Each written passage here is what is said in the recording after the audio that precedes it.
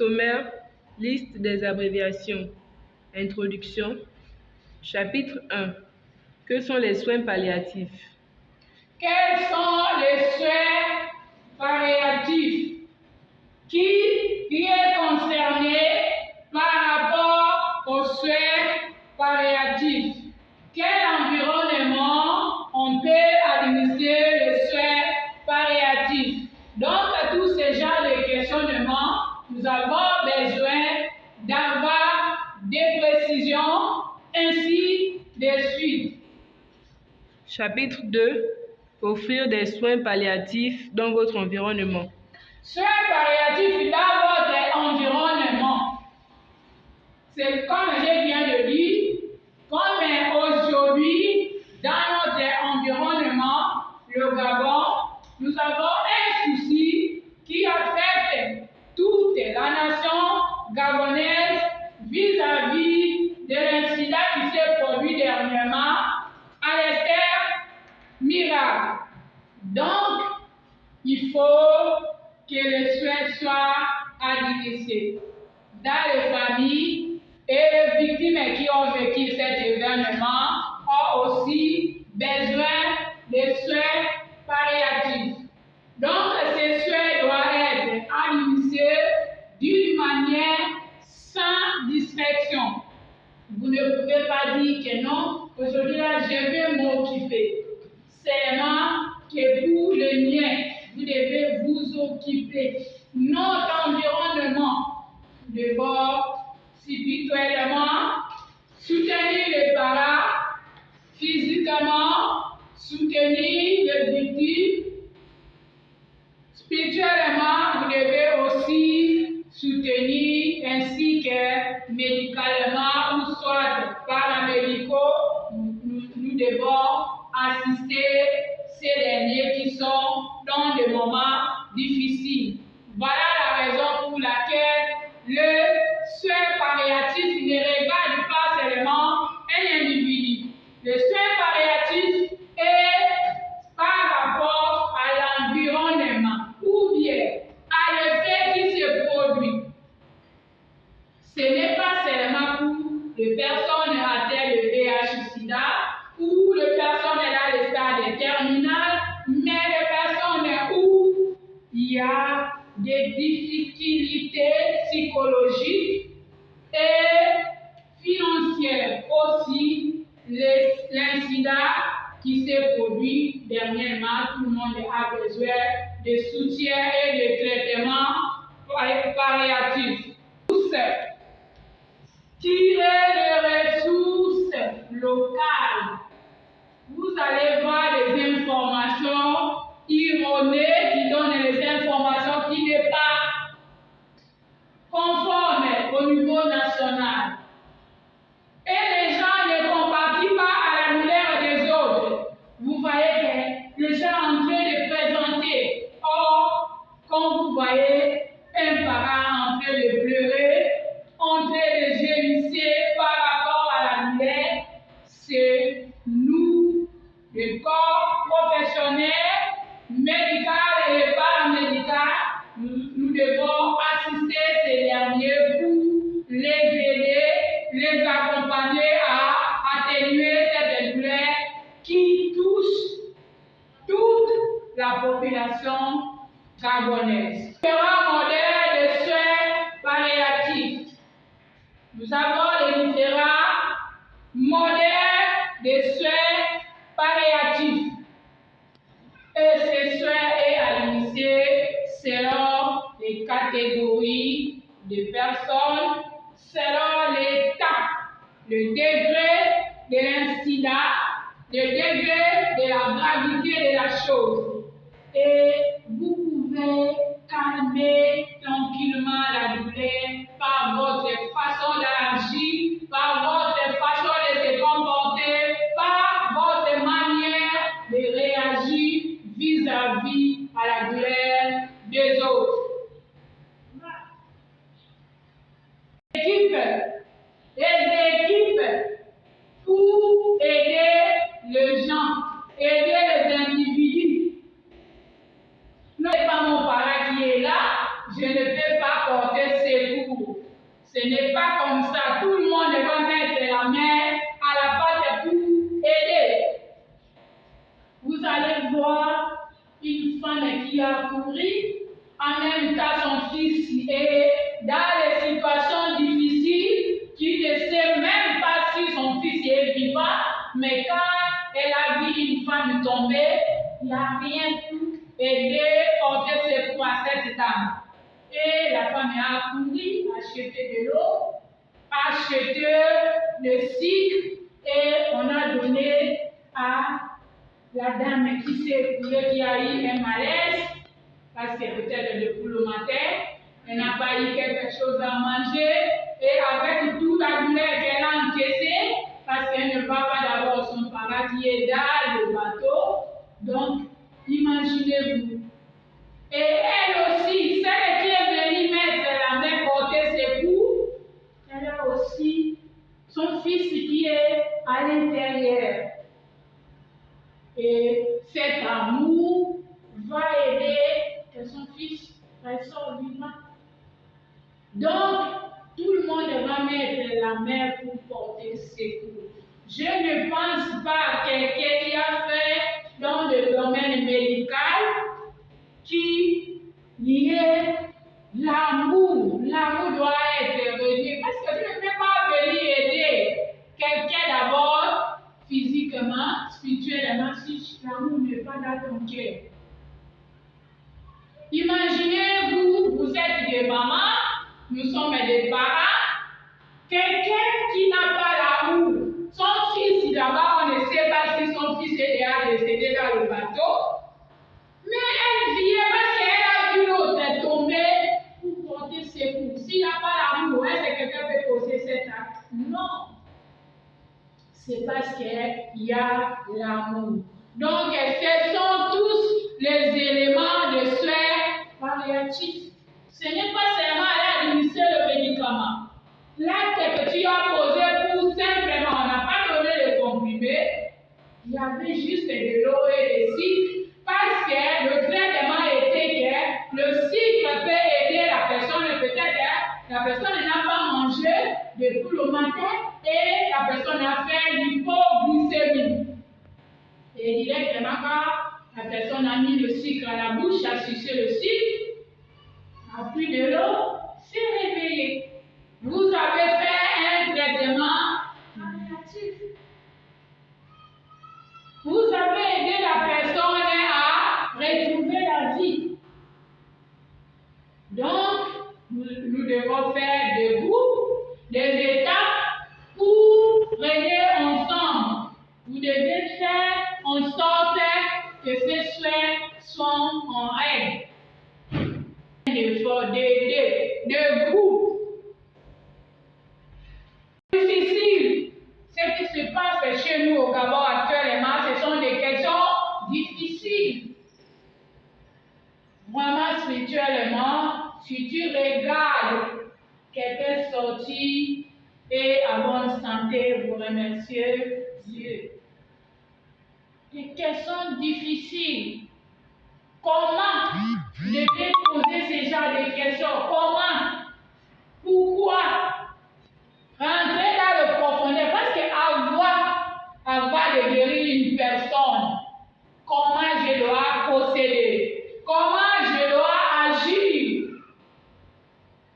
Avant d'arriver ici, tout le monde, je prends l'exemple simple, tout le monde s'est arrêté, sauf si les gens qui habitent le même quartier ici. Tout le monde s'est arrêté au carrefour, c'est la procédure pour arriver à l'école. Tout le monde s'est arrêté à la route pour prendre le taxi. La même chose, devons poser des questions. Qu'est-ce que je dois faire pour aider cette personne? Qu'est-ce qu'à l'hôpital, à domicile? Dans notre environnement, qu'est-ce que nous devons faire pour aider l'individu dans le besoin? Toutes ces questions doivent être posées pour trouver des réponses qui peuvent donner des résultats par rapport à notre traitement, par rapport à notre questionnement. Nous devons nous poser de bonnes questions.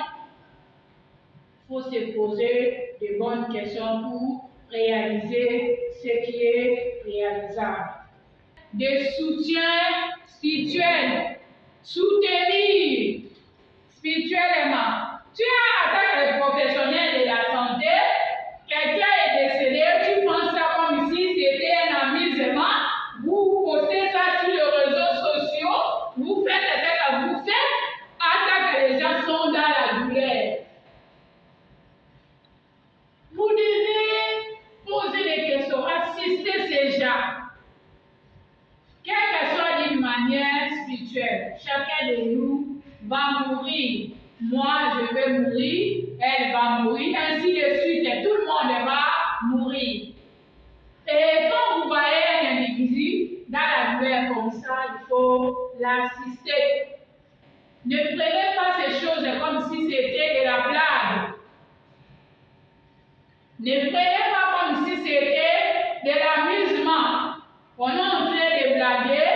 Non. Consolez. Consolez, madame, monsieur. Je sais que ce n'est pas facile, mais c'est la vie. Parce que vous avez besoin de soutien spirituel aussi. Psychologique, vous avez besoin de cela. Si quelqu'un qui n'a pas perdu un parent va pas comprendre la douleur de perdre un être cher. Et quand vous vous trouvez devant une personne qui est dans cette situation, vous devez doucement expliquer à la personne, c'est la réalité de la vie. C'est une réalité qu'on devait tous accepter. Je sais que ce n'est pas facile. Vous êtes en train d'expliquer à la personne qui a perdu son membre de la famille, mais très cher, c'est ça la vie. Non. Il y a des gens qui réagissent mais que non, il est mort, c'est fini. Non. C'est parce que vous ne connaissez pas l'importance ou bien la douleur de perdre quelqu'un qu'on aime. Et il est parti. Donc, vous devez avoir de la patience, vous devez avoir de la compassion, vous devez avoir de l'apathie. Quand il y a ce genre des attitudes et des comportements. Une victime, vous devez contrôler la douleur. S'il y a des symptômes, vous devez observer ces symptômes pour découvrir comment réagir. Il ne faut pas laisser ça comme ça parce qu'il faut laisser non. Voir d'où viennent ces symptômes. Qui est à l'origine de ces symptômes? La douleur là vient d'où? Et ensemble, nous allons trouver la vérité. Contrôler de la tête aux pieds. Contrôler de la tête aux pieds. Vous devez contrôler de la tête aux pieds pour découvrir les symptômes et là où il y a la douleur. Parce qu'il faut d'abord connaître la zone pour remédier la situation. Maintenant, si tu ne connais pas la zone à laquelle la personne est affectée, est-ce que vous allez remédier? Non. Vous devez d'abord contrôler. Contrôler d'où vient cette douleur. Et quand vous avez déjà découvert la douleur, vous êtes censé de faire réagir. Réagir. Même si vous n'avez pas utilisé le médicament, il y a des techniques. Il y a des techniques de traitement qui ne demandent pas de médicaments. Par exemple, vous allez voir, madame ici a eu une choc, et puis ça a commencé à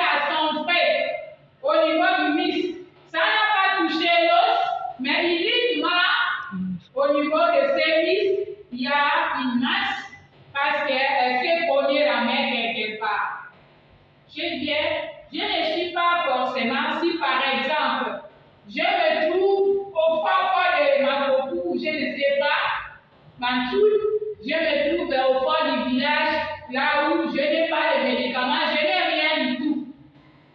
Mais pour remédier la situation, soit je vais prendre l'eau glacée, l'eau simple, l'eau courante, je vais prendre avec mon odeur, je suis en train de masser pour que la douleur reparte.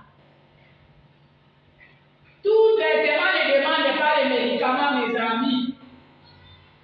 Parce qu'il y a la conception à laquelle les gens sont habitués avec les médicaments. Même un petit rien pour remédier la situation, il va boire les médicaments. Et ce n'est pas chaque infection que tu vas boire les médicaments. Même les masser à la main comme ça, si le cas n'est pas aussi très grave, vous pouvez trouver la solution et vous allez voir que l'inflammation est partie. Si l'inflammation était uniquement au niveau des vis, vous avez pris l'eau glacée, vous avez frotté, là, ça va faire très mal en première position. Mais laissez la personne avoir mal pour que ça repart après, au lieu de la laisser, non. Vous allez voir les gens, quand vous êtes devant votre malade, il ne faut pas nourrir le malade. Regarde ce que tu lui dis, psychologiquement, doit être préparé. Vous dites au malade, madame ou bien messieurs, je sais que ce que je dois faire, ce que je vais faire maintenant, va faire un peu mal. Mais il faut supporter. Vous devez supporter pour que prochainement, que la douleur là repart. Vous prenez simplement l'eau glacée, vous appuyez, et il connaît déjà que ça va me faire mal. Maintenant, même l'injection. Moi, j'ai toujours dit aux malades que ça va faire un peu mal parce que psychologiquement, la personne doit être préparée. Mais normalement, moi, quand j'injecte, ça ne fait pas mal. Après, le monsieur ou madame me dit, madame, vous avez dit que ça fait mal. J'ai dit, ça arrive avec le produit. Si le produit là, ça fait mal. Donc, je ne veux pas que ça te surprend. Il ne faut pas vouloir que quelque chose ne surprend le malade. Après, le docteur là, ou bien l'infirmière là, ou bien la sage-femme là m'avait dit que ça ne fait pas mal. Donc, le malade va te considérer menteuse. Donc, vous devez lui dire que non, excusez-moi, ça va faire un peu mal, mais supporter, c'est pour votre bien. Maintenant, si après ça n'a pas fait mal, gloire à Dieu. C'est une bonne chose, c'est comme si ça n'a pas fait mal. Mais quand ça va faire mal, après il a dit, quand j'ai des professionnels de santé qui font des mensonges, m'a dit que ça ne fait pas mal, et par après, j'ai vu que ça fait mal. Donc, c'est un peu ça. Façon avec nos patients. Si vous communiquez avec vos patients, il sera un peu vite trouver la guérison et avoir la force, avoir